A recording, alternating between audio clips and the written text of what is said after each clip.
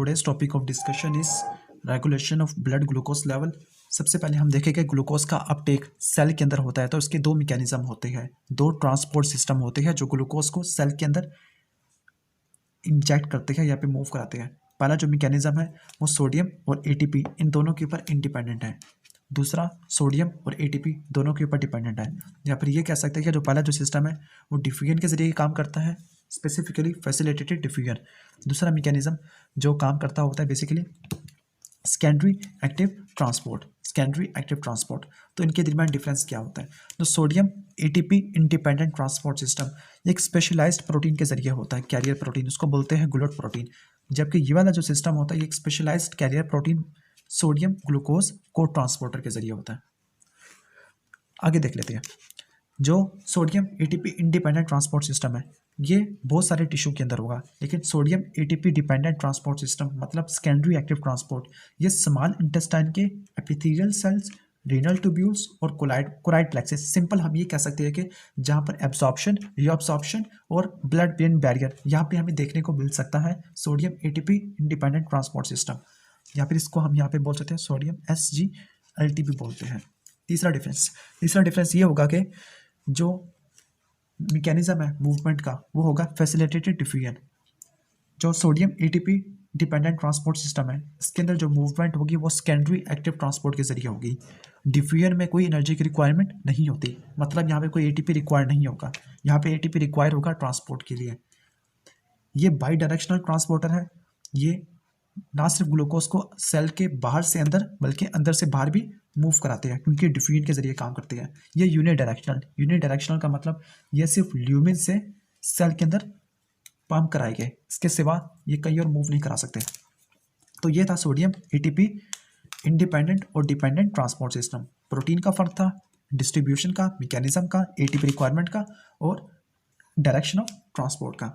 अब देखते हैं मेजर ग्लूकोज ट्रांसपोर्टर कौन कौन से होते हैं, उनके फंक्शन क्या होते हैं। तो बेसिकली बहुत सारे होते हैं, लेकिन यहाँ पे हम 5 को देखेंगे। पहला होगा ग्लूट 1 और ग्लूट 3, ये ब्रेन किडनी प्लेसेंटा में होती है। कहाँ पे होती है? ब्रेन किडनी प्लेसेंटा में देखने को मिलते होते हैं। दूसरा है ग्लूट 2 लीवर में, पेनक्रियास के बीटा सेल में, स्मॉल इंटेस्टाइन में और किडनी में होते हैं। ग्लूट 4 ये बहुत ज़्यादा इंपॉर्टेंट है। ये इसलिए ज़्यादा इंपॉर्टेंट है क्योंकि यही जो ट्रांसपोर्टर्स होते हैं ये साइटोप्लाज्म में इनएक्टिव वेजिकल्स की फॉर्म में होती है। ये इंसुलिन के ऊपर डिपेंडेंट होते हैं। जब इंसुलिन होती है तब ये वेजिकल से रिमूव होकर सेल मेम्ब्रेन में इंटीग्रेट होते हैं, सेल मेम्ब्रेन में इंटरसेक्ट होते हैं, तभी जाके अपना काम करते हैं। मतलब ये वो ट्रांसपोर्टर है जो इंसुलिन के ऊपर डिपेंडेंट होते हैं। ये हार्ट के ऊपर, स्केलेटल मसल और एडिपोज टिश्यू इनमें होते हैं। लास्ट है ग्लूट 5 फ्रुक्टोज के लिए होता है स्पेसिफिकली।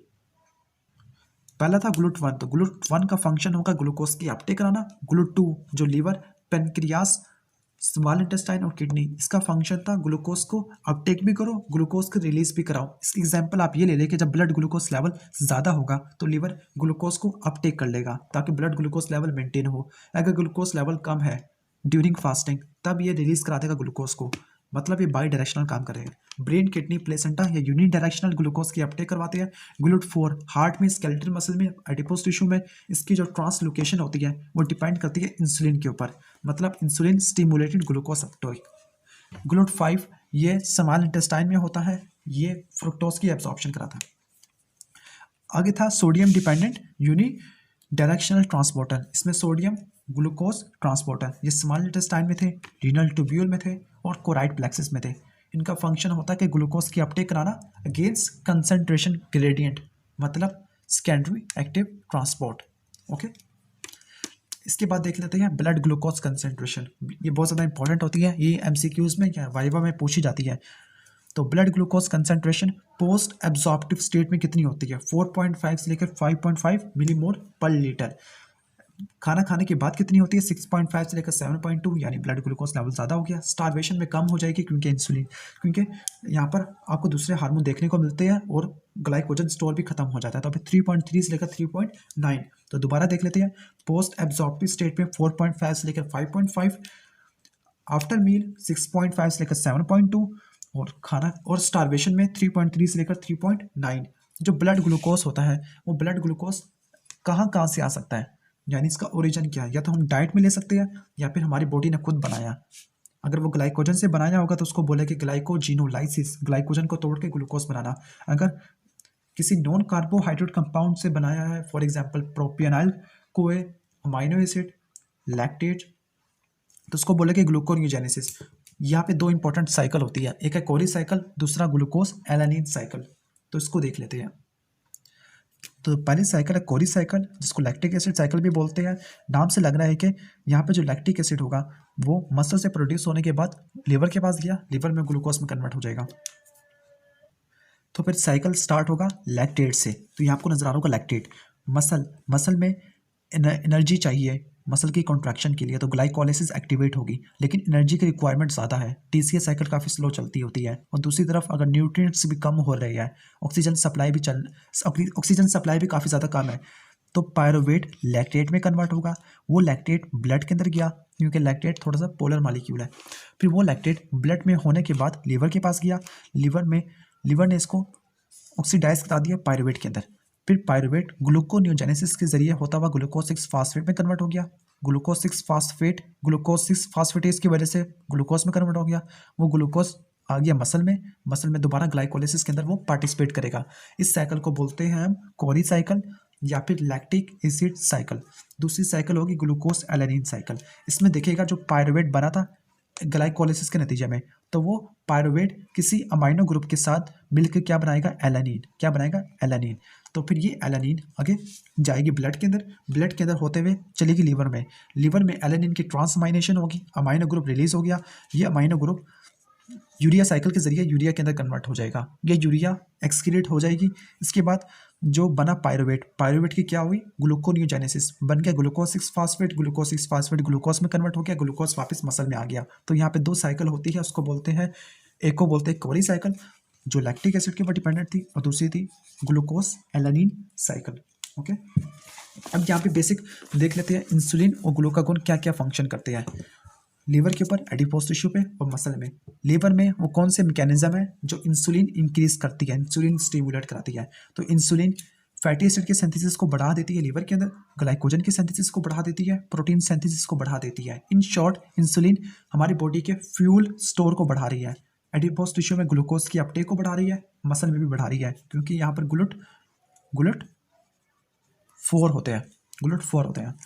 एडिपोज टिश्यू में फैट ज़्यादा होगा तो यहाँ पे फैटी एसिड की सिंथेसिस को बढ़ाएगी, मसल में ग्लाइकोजन होगा तो ग्लाइकोजन की सिंथेसिस को बढ़ाएगी, और मसल में प्रोटीन्स भी होती है।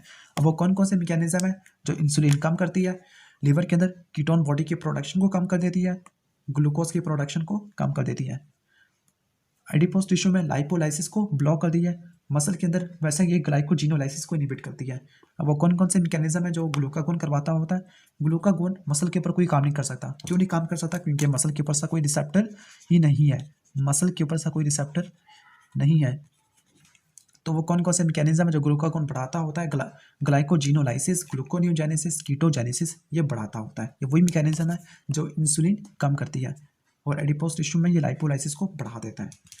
इसके बाद हम देख लेते हैं कि यहाँ पे बताता है कि अगर हम कार्बोहाइड्रेट डाइट कम लेते हैं, यानी 20 ग्राम पर डे से भी कम लेते हैं, तो फिर इसकी वजह से वेट लॉस होगा। अब वेट लॉस क्यों होगा?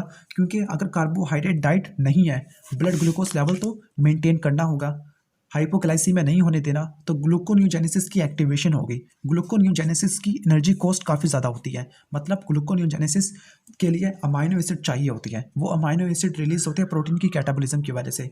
अगर ज़्यादा प्रोटीन की कैटाबॉलिज्म होगी तो फिर वेट लॉस भी हमें देखने को मिलेगा। तो ये बताता है कि energy cost of gluconeogenesis explain why very low carbohydrate diet promote weight loss. तो यही था बेसिक ओवरव्यू। अगर वीडियो पसंद आए तो उसको लाइक कीजिएगा और चैनल को जरूर सब्सक्राइब कीजिएगा। Thanks for watching this video. अल्लाह हाफिज़।